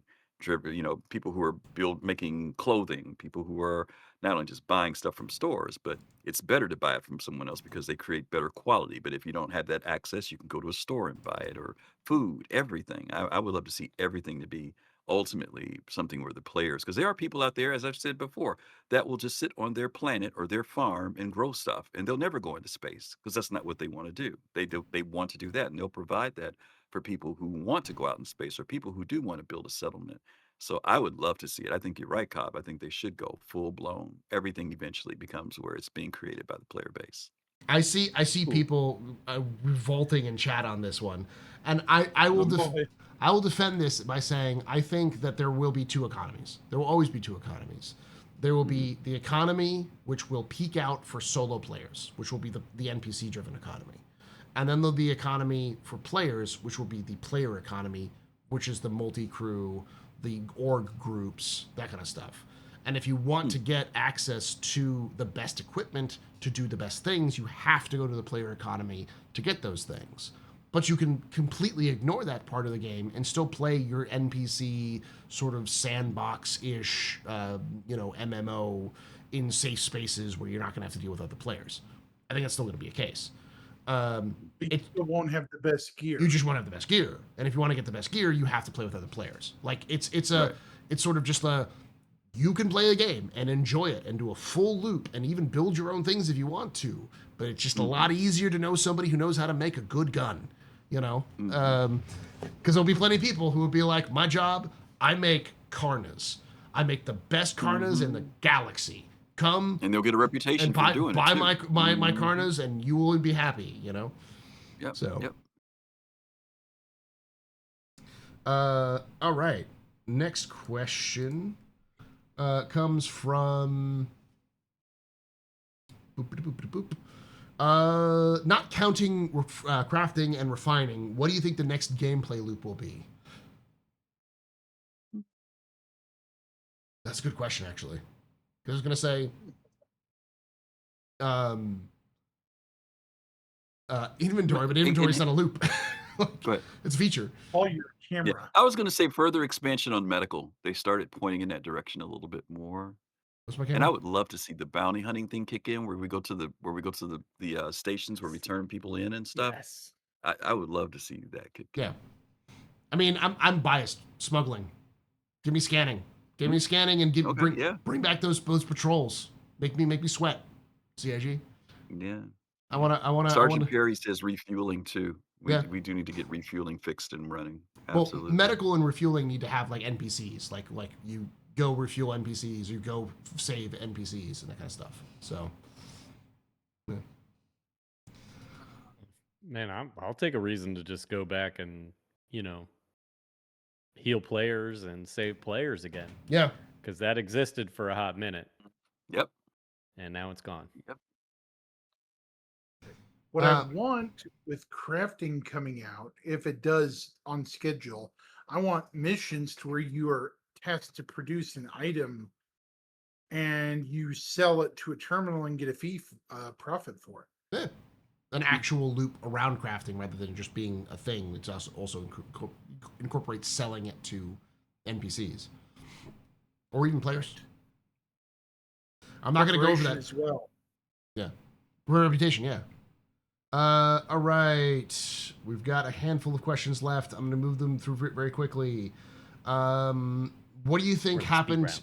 Yeah. What do you think happened to distribution centers? They were planned as a major focal point for missions, and nothing used them all year. Performance. They tried to use them they desperately tried to use an entire really cool mission for fight for save Stanton that it took place in a distribution center, and it was so badly performed. It was so buggy and just shat the bed that it just did not work. And so they had to pull that entire mission loop out from the testing because it just wasn't working. I think it's just performance issues. It just wasn't optimal, and then they just sort of forgot it existed, like a lot of places. It still exists. I mean, one of the greatest events of this year was Dupree, which is a distribution center. The Dupree missions were great, which was an accident, where you just go be able to make a ton of money off of smuggling out of Dupree, but it's a lawless zone owned by outlaws, so people will show up with their $1 million or their rich kid sticks and try to kill you with their Idrises, and causes more rich kid sticks to show up and fight over who has control of Dupree. Like, it's great. really enjoying. Let's not walk by the fact that Paul has labeled Idris's as Rich rich Sticks kid sticks by Yeah. rich kid sticks. Yeah, they are. As in like sticks rich kids use to beat you. Yes. That's what he's implying. Yes. Sorry, I'm really enjoying the terminology that you've created there, Paul. That's solid stuff right there. Either way they Rich beaten kid sticks. Either way they beaten you, it just and it's non-consensual. All right, that's how that works. Neither way is a good We way. use the word non-consensual in the stream in the After Dark session, guys. Goodness, yeah.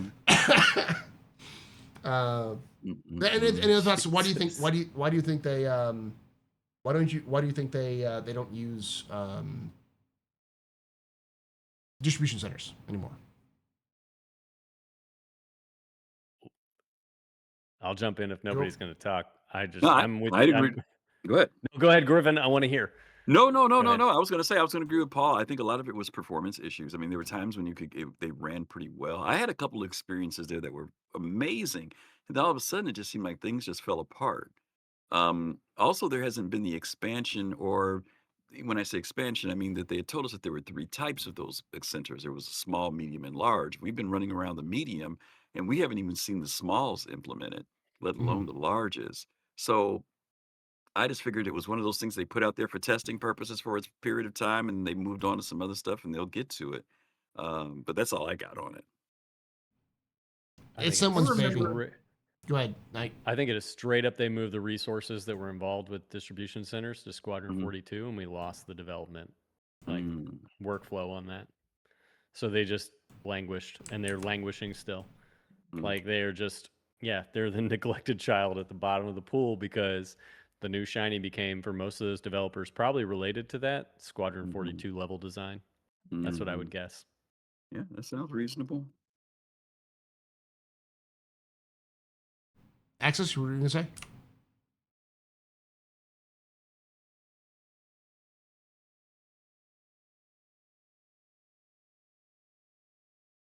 Because planets, okay, look at Earth, for example. There are hundreds of cities, metroplexes. Look at like Lorville. You have a city center, you have the suburbs, and then you have rural areas and hamlets and whatever. Do you really think everybody on a planet's going to live in one town on a super Earth? Come on. It doesn't make sense. You've been on this for a while, Axis. You're the one who was like, these gotta be towns. These gotta be the start of like the sub versions of cities, right? Like, Yeah, like company towns. Yeah. They're in the center, and then you have a bar stuff and everything. We started seeing that stuff at places like Ghost Hollow. Yeah. Where you'd have wrecks and stuff be built up, and then it just got abandoned. Yep. And I think I agree with Night Cop. Development shifted. All right. Sorry, I'm pointing. You're above me, but no, it's fine. I got what you meant. All right. You're pointing with the right finger, at least. Are we going through that?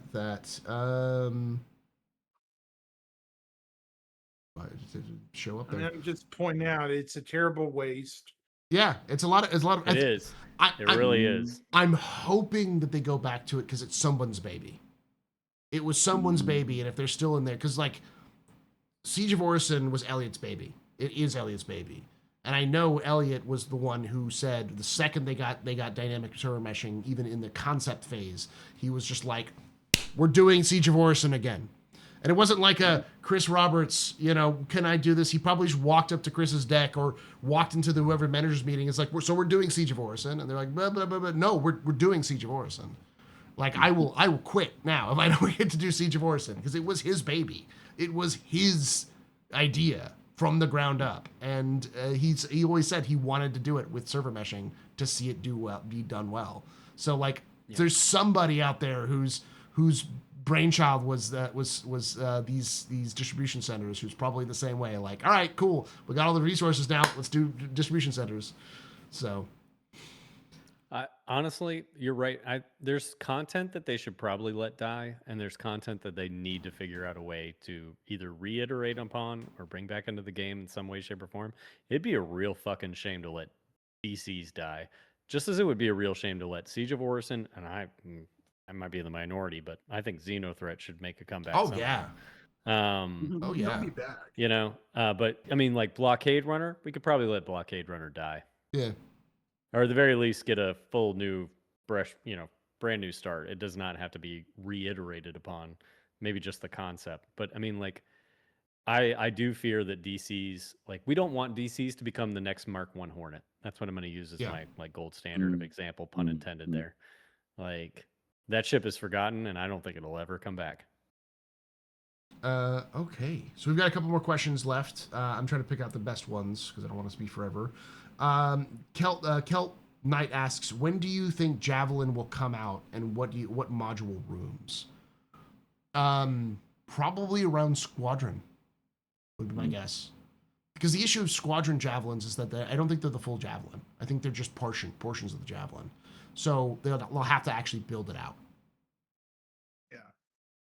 So that's an easy win though.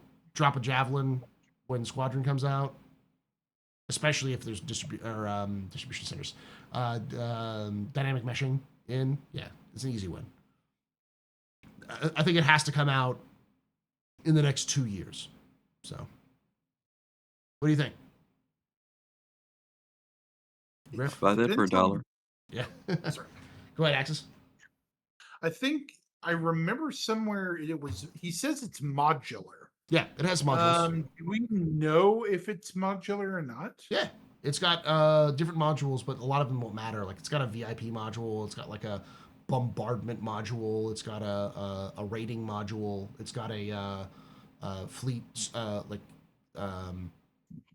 so CIG does this a lot, where they'll take a look at like actual modern day flight or naval things. And basically, when they were making the Javelin, the Littoral combat ship was coming out. And the Littoral combat ship was all about those modules, about swapping out different things for different modules. Turns out not a good idea, gigantic boondoggle, but it was one of those ideas. I'm not step away from the stream for Yeah. legal reasons. But and to be fair, the Javelin is in Arleigh Burke. It's in Arleigh Burke. He literally is leaving. That's bad. But it's in Arleigh Burke, and so basically what it was the idea behind the Javelin was to be sort of like a combination of a bunch of these different ideas that were floating around at the time in naval warfare. So that's really where it comes from. Hopefully he'll come back soon. He's probably just using the restroom or something. I think some of the modules have to be looked at from the use case. It's a destroyer. It's a very large military capital ship. So I could see an auxiliary hangar module in the hull. Yeah. Like, I could also see the bombardment module. It makes sense. So come on. Hercules bombs, or maybe something even bigger. Oh my God. Atlas class, maybe? Maybe. Something big enough to. The orbital bombardment stuff was supposed to be from again, orbit. So it's probably just additional bombs or maybe railguns or something like that that's designed specifically for targeting ground heavy targets. Ground fortifications. Yeah. Maybe a berth for a smaller ship. Like a escape. Oh, God, what am I trying to say? Something like the Aero shuttle that's on the Voyager. Something for command staff. Yeah. Yeah. There was a VIP version. Yeah, there was a VIP module. We stopped talking about it. Or we stopped talking about it. You're good.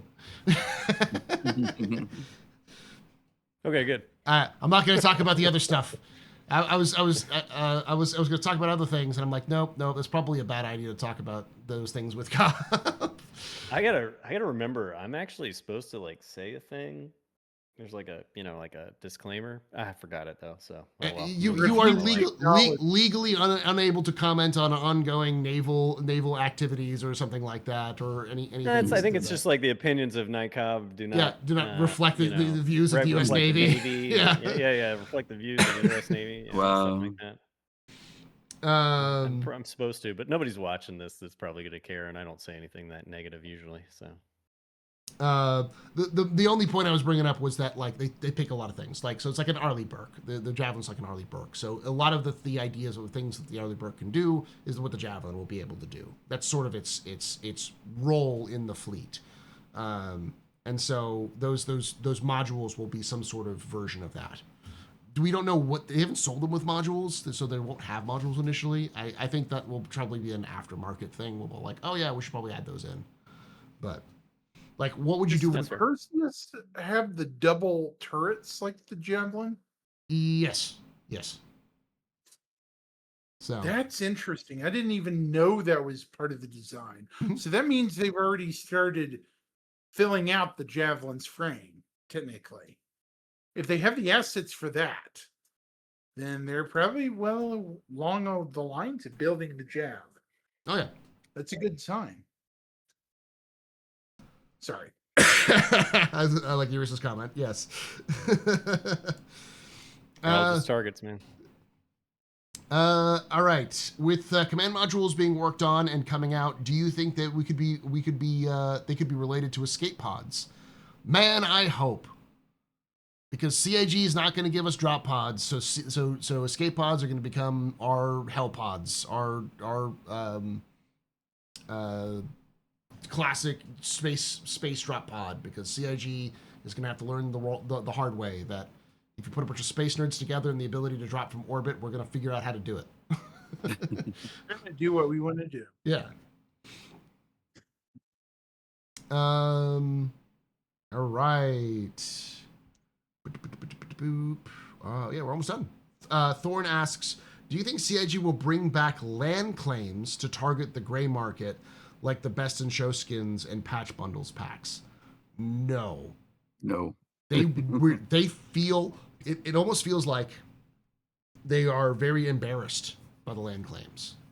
So one of the few things they've yes, it got them a lot more attention than they hoped, and I think the evolution of base building has changed it so much that like they still have to honor those, but it's going to be very different in terms of what their goal was originally, because like it's clear that when they had those things, they were like, oh yeah, we'll just bring base building in when we have Stanton still. Like they were still so super confident about getting base building out before 4.0. Like and things have changed. So yeah, I don't think it's coming back. I hope not.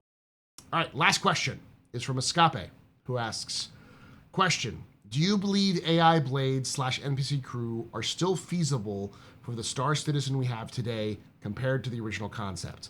I know Cobb's and I know my opinion, so I'm gonna ask Griff and Axis on this one because I have the naughty opinion that makes people mad. So, Griff, what's your thoughts? Do you think there's still room for blades, AI blades, and NPC crew?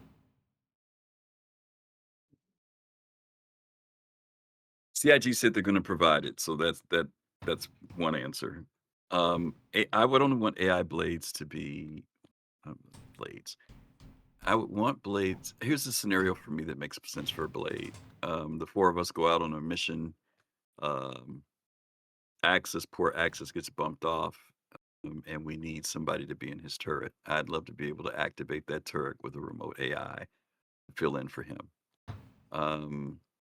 I think that blades, in the sense of any level of automation, should only go to a certain level on a ship, that there should be compensation for if you want them. So whether they drain power, but I don't think you should ever be able to run a ship fully automated. I think that they should be there to allow players to continue to play to a certain level when they're in a multi-crew space, but not to the point where you can load every position in with some form of AI. NPCs, on the other hand, that is an amazing. I mean, we've seen NPCs do a lot of things in games, from everything from being pack mules to actually intelligently operating in some games. But I'm curious as to what the UI would be like if I had to command them, because there are certain things, for example, even with engineering, where I would wonder how I would control that AI. If I sent an AI and said, extinguish a fire, there is a factor of when in a human factor, there's a point where I might, if I'm responding, I might respond and tell the captain, this can't be handled out of fear. Or I may tell them out of true assessment, it's dangerous. Um, does that mean that the AI knows to put on a fire suit before they go down? Does the AI know when to tell me that the fire is getting out of hand? Those things that would be happening, if people are looking for NPCs to work at that level, to me is going to take a lot of tech. And so I'm curious about whether that level of tech and reliability can be built into a game like Star Citizen. So I've just got mixed feelings about the whole NPC thing, and the AI thing, but CICGs are going to do it in some form. So we'll see. Axis, your thoughts? Is Star Citizen still a game that can support NPC blades and or AI blades and NPC crew members? I agree with definitely on with Griffin here. It needs to be below a certain percentage of the total power and firepower of multi-crew ship. Definitely not single player ships. Like a single player ship, unless it's required, say, to slave your turret to your pilot, that might actually be part of the infrastructure, just saying. You know. I would say in a 4-man ship, only one station could use an AI blade for a turret. Okay. 25%. And you increase the size, it still remains at roughly 20-25% cap. It shouldn't go anywhere above 30-40%. PDCs don't count because they're automated, they're not AI. They're not super accurate anyway, so But they are effective in a lot of cases. they are, and on some ships, they won't compensate for an actual turret. Mike Cobb, good point. Well, but I mean, hold on. There's instances already of players taking Idrises and Polarises and stuff like that and using the AI blades to accomplish NPC, like PvE related tasks. Yeah. Using the turrets. And that's the problem. This is what I know. I'm sorry. I don't disagree with you guys in terms of like the intent. I definitely don't disagree with Griffin's point to NPCs. They're asking, I think that system to have effective NPC crew, even just the technology behind that and the feasibility of an interaction from a player standpoint and managing them seems outrageous in terms. I don't get me wrong, AI is a burgeoning technology, and sooner or later the game industry will take advantage of that. But I think we're a ways away from making that a reality for 1.0, much less beyond. But I'm at the point where it's like, one, if it costs you something, it can never be a force multiplier. Yeah. If you make AI blades a force multiplier, then there will never be another multi-crewed ship in Star Citizen. At least in terms of any kind of competitive PvP content. It will be straight up role play / I want to hang out with my friends on the same ship. There will never be an effectiveness to it.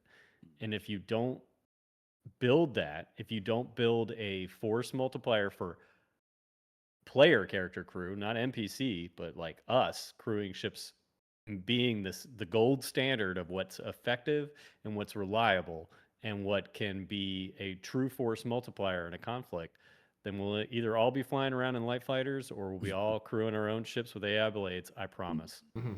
And that's the real problem. Leave it to gamers to efficiency what was it called? Not efficiency. It's to streamline the fun. Laziest solution. They'll streamline the fun out of games. They'll find the most efficient way to streamline the fun out of games, because they'll make it as efficient as possible so they get the most out of it, because they want to min max. It's a term I've heard used by game designers. So it's like gamers will streamline fun out of games if you let them. And I think that's my problem. Is that this is CIG we're talking about. They're very, very capable, but I don't like. There's a reason why AI, like adaptive AI technologies, hasn't evolved since the 2010s, since the like not even 2010s, the 2000s, because some of the best AI technologies is still like Fear, which was released in like 2005. Even like the original Oblivion AI sets that they created for their Radiant AI system, which they had to dumb down because it was doing crazy things to break the game for the release of Oblivion, was insane. And no one's really bothered to go back to those systems, even though those systems were available in the 2000s, because they just didn't make the game fun. And they couldn't control them when they did. In the sense that they would just kind of break the flow. Uh,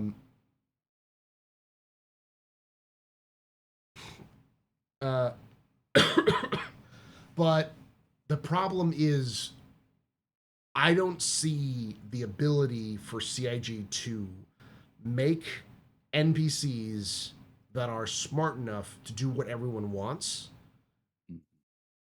And I see them being such a resource cost that at the very best, they're going to be so reduced that they'll be pointless. So like you can get a NPC or 2 NPCs on your ship max, because it just will cause too much problems. Or CIG will intentionally resource the hell out of them so that like players won't be able to use them much. They'll be sort of like a companion in an RPG, something that can back you up as a single player, but not something you can rely on reliably long term. And that's not what people want. People want a full AI crew to run their Idris or their Javelins, and that just will break the game. Yep. So, as a result, at best, you're going to have such a severely limited access to AI that it'll probably not really change that much in terms of access to the game. It won't change your experience that much, other than maybe like a tiny quality of life improvement. And at worst, they just won't come because it'll completely defeat the purpose of a multi-crew ship in the first place. And that's my opinion is no. Star Citizen has evolved beyond the need for an NPC crew, and it's clearly not prioritized because it's not in 1.0. It's a post 1.0 I'm with you, feature. Paul, but we are in the minority. Man. Oh, we are. Yep, No, every yep. time I say this, there is a list of people on comments on stream and on YouTube that talk about how I am an idiot, and they're glad that I'm not in charge of Star Citizen, and that I would make the game, I would break the game for them, and CIG promised this, and I'm like, I get it, I understand. Hold off on your rage there, commenters. I understand exactly what you're saying. I'm just saying, from my experience, from the way I'm looking at it, I don't see it happening. That's the problem. Yeah. I want to be your turret gunner or your engineer, guys. For those of you that own big ships and you're like, I want a crew for my big ship, I want to be that guy. I just want you to pay me, and I want you to have the social tools necessary to contract me out and to spend 2 hours on your ships. And I want it to be fun for me to even serve on your ship. That's what I want. I don't want you to have NPC crew, because I want that to be my job. Yeah. Because I don't want to buy the big ships, and I don't want to own one. I would I want to serve on one though. Let's face why they want to do it. They want the money. Yeah. But they don't want to pay you. You can be the best gunner out there. They don't want to pay you. They want all the money. Yeah. Well, you can't have all the money. You can make the majority of it, but you got to pay me some of the money.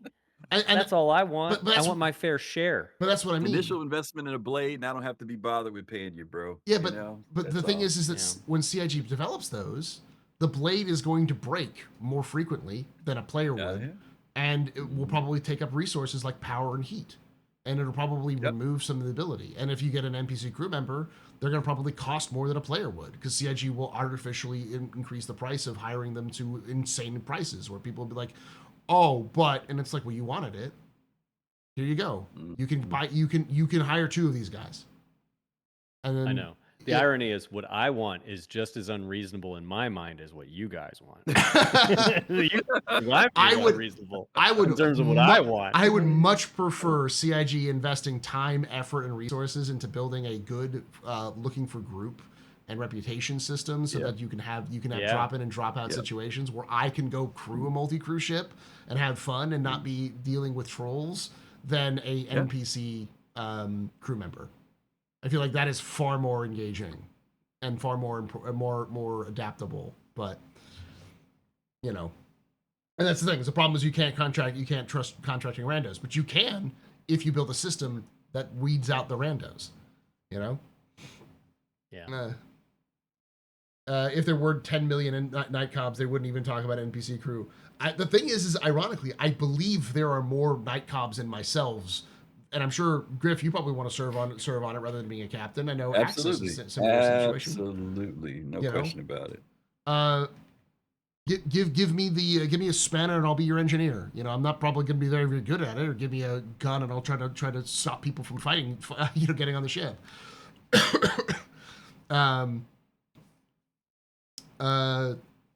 But I think there are more people out there. I just think that there's the belief that the majority of players want to be Captain Picard or Kirk or Han Solo or Luke Skywalker, and not Kaylee or I'm trying to think of other great kind of those sort of support characters on ships.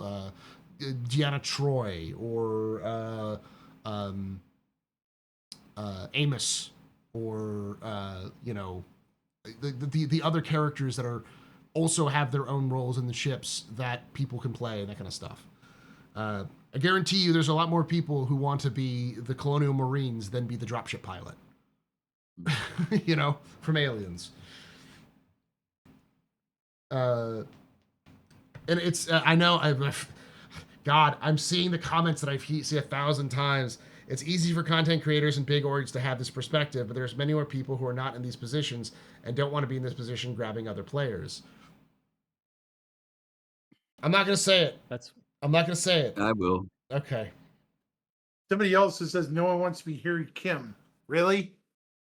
No one wants to be Harry Kim. Yeah, I think to the contrary, you're talking about the person who's in the alien dropship. I am that person. I'm the support person that wants to fly the 20 people in and get them in safely. Yeah.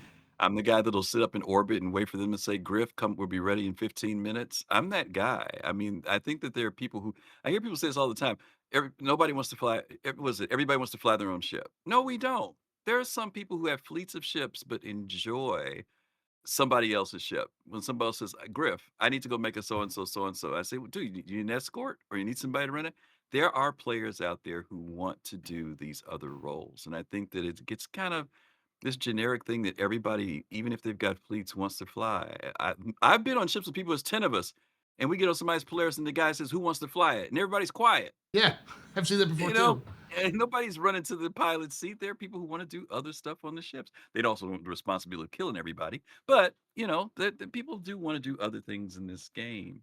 And I know we don't want to think of Star Citizen as being a niche ship. And I know that their marketing says we want to appeal to everybody. But I still think there's going to be certain people this game appeals to. And there are going to be other people that it's just not going to. And I think you're right. They should draw a line in the sand, make it clearly defined of what this game is going to be so that people can approach it understanding what it is and not come in with any false assumptions. That speech about you can do anything you want, yeah, that's marketing. Yeah. There's some things you're not going to be able to do in the game. And that's whether you're a multiplayer or a solo player. Some things that they just want to give you a lot of opportunity and a lot of options to do, but it's like using the word game changer. It's like we hear it so much, we start to actually believe it. And there are some things that are game changing about Star Citizen, but I think that, people have to be realistic about what you're going to be able to do in a universe. And a universe is big, but you can't do everything in real life. Don't think you're going to do everything in this game. You're going to do a lot. Yeah. But I don't know if you're going to do everything. I think at the end of the day, this is going to sound awful, but no one is going to get everything you want. You're never going to be 100% happy with the game of what Star Citizen is. It will never be the game you wanted it to be 100%. Because it ain't going to be, because it's supposed to be Chris Roberts' game. This is the game I always wanted to make. Yeah, it's that, and the fact of the matter is that as Star Citizen becomes a game, there are going to have to be things that change. There are going to have to be things that have to adapt to the realities of what the game is. And be the game that he wanted. this is the reason why I saved this question for the last one. It was like in the middle question. I'm like, I'm gonna touch the third rail at the end. Yeah. Let's tug the nerve. Yeah. Let's tug the nerve. NPC crews, man, and AI blades, man. That's the hot topic. It still is. It still is. It will be until it's done. And I think what I really hope is that CIG can prove that they can actually do social tools and like those sorts of like looking for group tools and stuff like that that are efficient and good enough that most of the fear over I'm not letting a random person on my ship becomes lessened, or it becomes easier for you to interact with other players and become more and get into groups and hang out with other people, because it sounds like a cult thing, but I guarantee you have more fun with other people. More people when you play with other people in Star Citizen, it makes the game so much more engaging and fun. Yes, very true. Like there's been so many weird things like we talked about, like we were in a dropship doing missions and then the cargo lit on fire randomly out of nowhere, and all of us were like, what the fuck, like it was just it would have been a completely different experience if I was solo flying. I'd have been like, I don't know what's happening, but all of us walking over and just putting out the fire, like, why did you light on fire? What's going on? That would have only happened in a multi-crew situation, in a group situation. So I'll end with this plea instead of an accusation or being like you're never gonna get NPC crew, which is, if you find somebody else you can enjoy playing the game with, try playing the game with those folks more often. If you can't, get out of your bubble a little bit. Go join a small organization or go to a ship meetup, or even go to there's plenty of groups that do hangouts and just do Qantas Airlines does the role play tours, so they'll go tell you the history of Stanton, and you can fly around the systems and stuff like that. There's plenty of groups that do medical runs and other things like that. There's there's machinima groups. Meyer does entire light RP stuff, and those people love to have people hang out with them. So just interact with other people in the game and see how the gameplay sort of works out with you. And I feel like more people will understand, oh yeah, this is pretty fun. It's not always going to be for everybody, clearly, but we're all going to have to learn that some things. So we're going to have to kill some sacred cows in our own ways. That if we really want to see this game get made. So, Saint Sword Art Online, folks. Yeah, you're not going to be Kirito Jesus, With that, thank you for watching. Thank you for hanging out. Thank you to Griffin and Nightcob and Axis for all coming on and hanging out on this sort of last minute. Was going to cancel it, and then these folks decided to volunteer, and so we got one of the longest captain's tables of all time in terms of just single episodes. You're going to make Execute jealous. Yeah. We're looking at 4 hours total. So it's 4 hours and 20 minutes total for the stream. So thank you for hanging out. Thank you for watching. And like I say every time, hope to see you someday. The Black. Later, guys.